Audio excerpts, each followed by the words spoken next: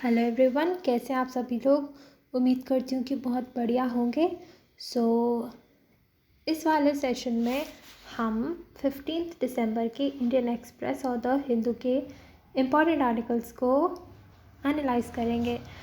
और अगर इस सेशन का आपको पीडीएफ चाहिए तो टेलीग्राम चैनल जो है उसका लिंक डिस्क्रिप्शन में दिया गया है, वहाँ से आप जाके डाउनलोड कर सकते हैं। ठीक है। जो पहली न्यूज़ आती है वो है हमारी वंदे भारत ट्रेन से रिलेटेड। अब जो 2022-23 का यूनियन बजट था उसमें बोला गया था कि 400 नई वंदे भारत ट्रेन जो है डेवलप और मैन्युफैक्चर की जाएंगी अगले 3 सालों में। ठीक है। अभी जो वंदे भारत ट्रेन है ये इंडिजिनसली डिज़ाइंड है, यानी कि इंडिया में ही डिज़ाइन की गई है। Manufactured India design and manufactured semi high speed self propelled train. The self propelled and semi high speed है इनकी। And they convenient, very convenient to passengers के कन्वीनियंस का काफ़ी ध्यान दिया गया है। इनको पहले ट्रेन 18 भी बोलते थे। ठीक है।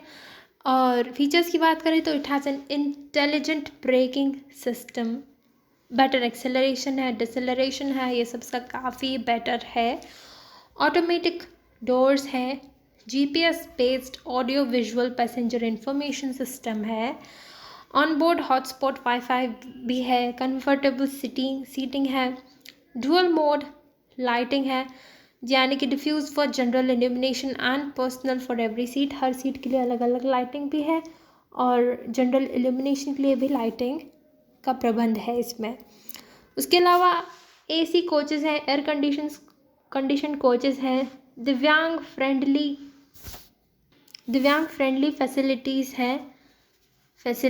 हैं एंड इसके अलावा इसका जो 2.0 वर्जन आया है ये उसका भी एडवांस्ड वर्जन है। उसमें बेटर फीचर्स हैं, इम्प्रूव्ड फीचर्स हैं, जिसकी उसमें सेफ्टी मेजर्स है। कवच के बारे में आई थिंक सभी ने सुना होगा। It is a train collision avoidance system. एक तरीके का सिस्टम होता है जिसके ट्रेन की कोलिजन को, टक्कर को अवॉइड किया जा सकता है।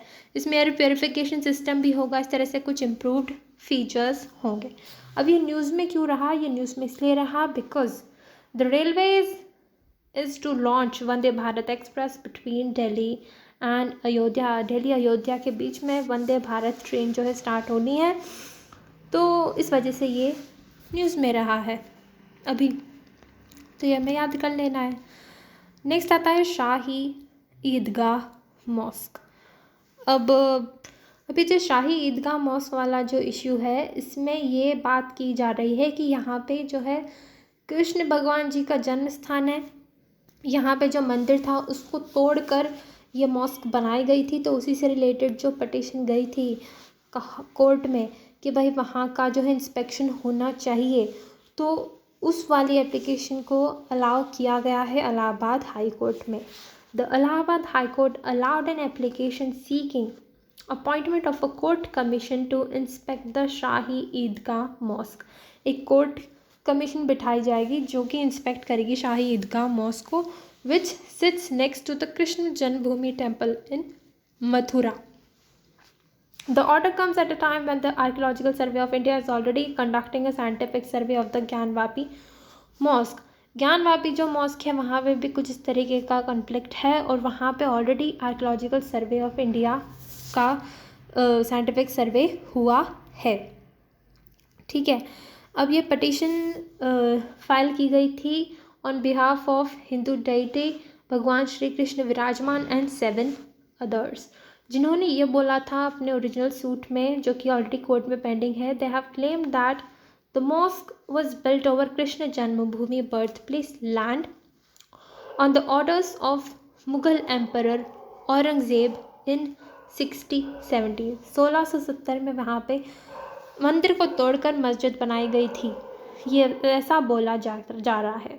तो इसलिए इनका कहना है कि वहाँ से मॉस्क को जो है हटाना चाहिए और मंदिर वहाँ पे निर्माण करना चाहिए।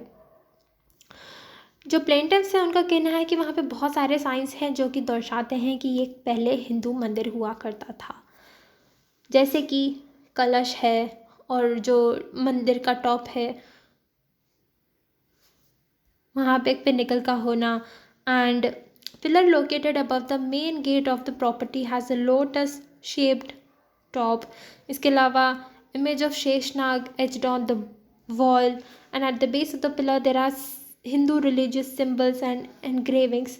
इन सब कारणों की वजह से ये दावा किया जा रहा है कि भाई आप यहाँ का इंस्पेक्शन कीजिए और ये जो है हिंदू टेम्पल हुआ करता था पहले, तो वापस उसको रीइस्टेब्लिश करने की बात की जा रही है। सो ये मुद्दा है, ये न्यूज़ में रहेगा और इस पर हमें थोड़ा ध्यान रखना है। नेक्स्ट आता है ई सिगरेट्स। ई सिगरेट्स को बताया जा रहा है कि ये काफ़ी हार्मफुल है कंज्यूमर्स के लिए, तो इनका यूज़ नहीं करना चाहिए।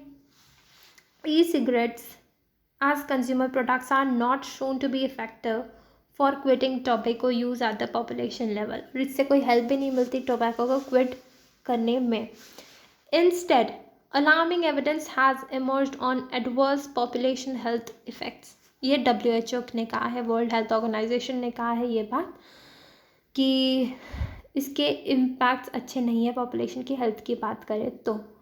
So there is an urgent need to control e-cigarettes to protect children, और नॉन स्मोकर्स जो होते हैं उनको प्रिवेंट करने की काफ़ी ज़रूरत है। जो ई सिगरेट्स होती हैं वो काफ़ी ज़्यादा एडिक्टिव हैं and they are harmful to health.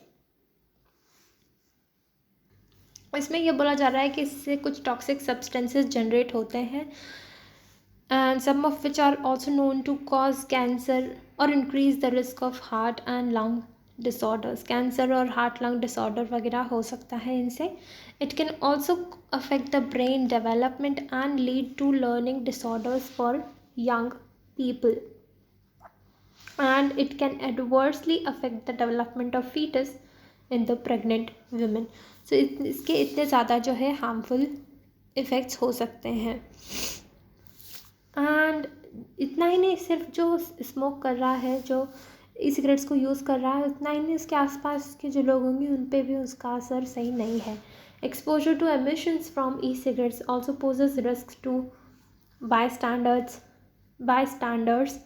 And in India की बात करें तो possession of e cigarettes and similar devices is a violation of the prohibition of electronic cigarette act PECA 2019। ये यूनियन हेल्थ मिनिस्टर का कहना है कि इसके तहत ई सिगरेट्स का पोजीशन जो है इस अलाउड नहीं है। एंड WHO का भी कहना है कि भाई नेसेसरी मेजर्स लेने की ज़रूरत है ताकि इसके यूजेज को प्रिवेंट किया जा सके। ये बात थी इसमें। अब आते हैं होलसेल प्राइसेस पे। डेटा आया है कि इंडिया की जो होलसेल प्राइसेस हैं वो बढ़ी हैं 0.26% इन नवंबर। अराउंड पिछले 7 महीने से डिफ्लेशन था, लेकिन होलसेल प्राइसेस में अभी थोड़ी सी जो है राइज हुई है। अब ये इंडिकेशन हमें पता कहाँ से पड़ता है, तो वो है होलसेल प्राइस इंडेक्स से। ये एक तरीके की इंडेक्स होती है जो कि मेजर करती है changes in the prices of goods sold and traded in bulk by wholesale businesses to other businesses. Wholesale के लेवल पे जो गुड्स और सर्विसेज, जो गुड्स होते हैं basically goods sold and traded in bulk, उनकी प्राइसेस में जो जो भी चेंजेस आते हैं उनको ट्रैक करती है WPI। ठीक है, ये डेटा रिलीज़ कौन करता है WPI वाला, तो वो रिलीज़ करते हैं by the office of economic adviser, ministry of commerce और इंडस्ट्री के अंदर आता है ये। और इसमें बेसिकली वेटेज दिया जाता है, जैसे कि प्राइमरी आर्टिकल्स हैं उनका 22.6, फ्यूल एंड पावर का 13.2, मैन्युफैक्चर प्रोडक्ट्स का 64.2, और इनके बेसिस पे WPI निकाली जाती है। बेस ईयर क्या लिया जाता है, तो वो है 2011-12। सो ये बात है, ये हो गई होलसेल प्राइस इंडेक्स की बात। वहीं पे कंज्यूमर प्राइस इंडेक्स की बात करें तो वो जो है प्राइसेस में चेंजेस की जो बात होती है वो ट्रैक करती है रिटेल प्राइसेस को, यानी कि हमें जिस दाम पर प्रोडक्ट्स मिलते हैं एक बेसिक कंज्यूमर को, उस लेवल पे जो भी प्राइस में चेंजेस आ रहे हैं वो CPI बताता है। और CPI कौन रिलीज़ करता है उसका आप जवाब देंगे कमेंट सेक्शन में।